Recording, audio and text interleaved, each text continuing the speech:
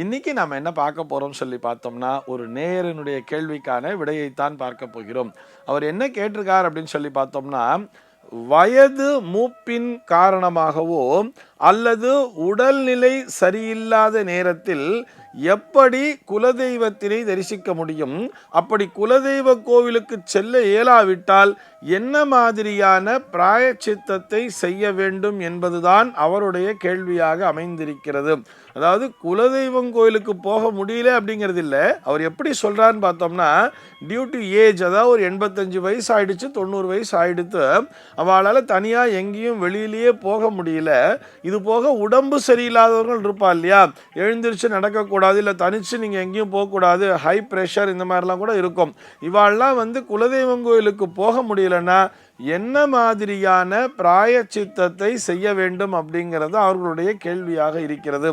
இதற்கான விடையை நாம் ஏற்கனவே பார்த்திருந்தாலும் மீண்டும் ஒரு முறை நினைவூட்டுகிறேன். குலதெய்வத்தை தரிசிக்க வேண்டும் என்று சொன்னால் நம்ம வீட்டிலேயே ஒரு கண்ணாடியை வச்சுட்டாலே போரும். நமக்கு குலதெய்வமே தெரியலன்னு சொன்னா கூட ஒரு கண்ணாடியை வச்சுட்டு தரிசனம் பண்ணா போரும் அப்படின்னு சொல்லியிருக்கோம். அந்த மாதிரி கண்ணாடியை வச்சுட்டோம் அல்லது குலதெய்வத்தினுடைய ஒரு படம் நம்ம கையில் இருந்தா கூட அதை வச்சுட்டே கூட நம்ம தரிசனம் பண்ணலாம், நம்ம பிரார்த்தனையை பண்ணிக்கலாம். இது போக என்ன தெரியுமா செய்யணும்? நம்மளால தான் போக முடியலனா கூட நம்முடைய பரம்பரையை சேர்ந்தவர்கள் என்று இருப்பார்கள் அல்லவா, நம்முடைய பிள்ளைகள் இருப்பார்கள், அல்லது உங்களுடைய மனைவியோ அல்லது கணவனோ எப்படி வேணா வச்சுக்கலாமே, யார் அவர்கள் ஆரோக்கியமாக இருக்கிறார்களோ, உங்களுடைய நெருங்கிய உறவு மற்றும் இரத்த சம்பந்தத்திலே எவர் ஒருவர் ஆரோக்கியமாக இருக்கிறாரோ அவர்களை ஃபோர்ஸ் பண்ணணும். நீங்க கண்டிப்பா குலதெய்வம் கோயிலுக்கு போகணும்னு சொல்லி பிள்ளைகளை வலியுறுத்த வேண்டும். அதற்கான கடமை என்பது இந்த வயது மூப்படைந்த இந்த முதியவர்களுக்கு நிச்சயமாக உண்டு. இவங்களால நகர முடியல கூட என்ன சொல்லணும்னா, என்னால் அவ்வளோ தூரம் வந்துலாம் நிற்க முடியலப்பா அந்த கூட்டத்தில். இப்போ உதாரணத்துக்கு நம்ம திருமலை திருப்பதி ஒருத்தருக்கு குலதெய்வமாக இருக்குன்னே வச்சுப்போமே, என்னால் அந்த கூட்டத்தில் நிற்க முடியலப்பா, அதனால் நீங்கள் கண்டிப்பாக போயிட்டு வாங்கோ, நான் இங்கிருந்தே பெருமாளை நினச்சிக்கிறேன் அப்படின்னு சொல்லி இந்த வயதிலே குறைந்த இவர்களுடைய பரம்பரையிலே இருப்பவர்களை ஃபோர்ஸ் பண்ணணும். கண்டிப்பா நீங்க போங்கோன்னு சொல்லணும். அதே மாதிரி அந்த பேரன் பேத்திகளை எல்லாம் அழைச்சு வச்சுண்டு இந்த மாதிரி குலதெய்வம் கோயிலுக்கு போனா இது மாதிரியான பலன்கள்லாம் கிடைக்கும் அப்படின்னு சொல்லி அவர்கள் விரும்பினாலும் சரி விரும்பாவிட்டாலும் சரி, அவர்கள் காது கொடுத்து கேட்டாலும் சரி கேட்காவிட்டாலும் சரி, இதனை சொல்ல வேண்டிய கடமை என்பது இந்த குடும்ப பெரியவர்களுக்கு உண்டு.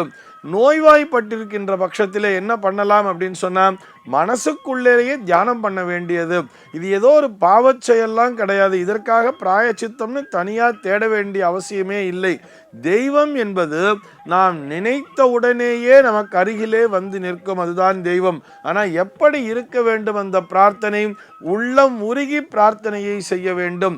எங்கேயோ நம்ம சும்மா நான் பேரை மட்டும் சொல்லிட்டு நாமத்தை மட்டும் கோவிந்தா கோவிந்தான்னு கோவிந்த நாமத்தை மட்டும் சொல்லிட்டு நான் பாட்டு என்னுடைய சிந்தனையை வெளியிலே வைத்திருந்தால் அதற்கு பலனே கிடையாது அல்லவா. குலதெய்வம் கோயிலுக்கு போகணுங்கிறது கண்டிப்பான ஒரு விதிதான்.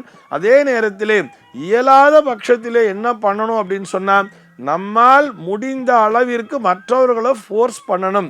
இது போக இல்லை சார், ஒரு வருஷத்துக்கான தீட்டு வந்துருச்சு, நாங்கள் யாருமே எங்கள் குடும்பத்திலிருந்து போகலை அப்படிங்கிற மாதிரியான ஒரு ஃபீலிங் உங்களுக்குள்ள இருந்தால் கூட மற்றவர்கள் செல்வார்கள் அல்லவா.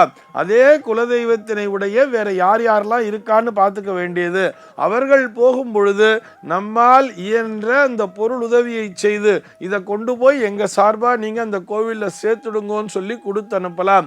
அல்லது நாம் இங்கிருந்தே கூட அந்த ஆலயத்தினுடைய ஒரு சில பேருக்கு பார்த்தோம்னா ஏதோ கிராமத்தில் ஒரு மாரியம்மன் கோவில் அல்லது ஒரு பகவதி கோவில் அப்படிங்கிற மாதிரிலாம் குலதெய்வம்ங்கிறது இருக்கும். ஒரு ஐயனாரப்பன் கோவில் கூட இருக்கும். ஒரு சில பேருக்கு கருப்பண்ண சுவாமி கோவில்லாம் இருக்கும்.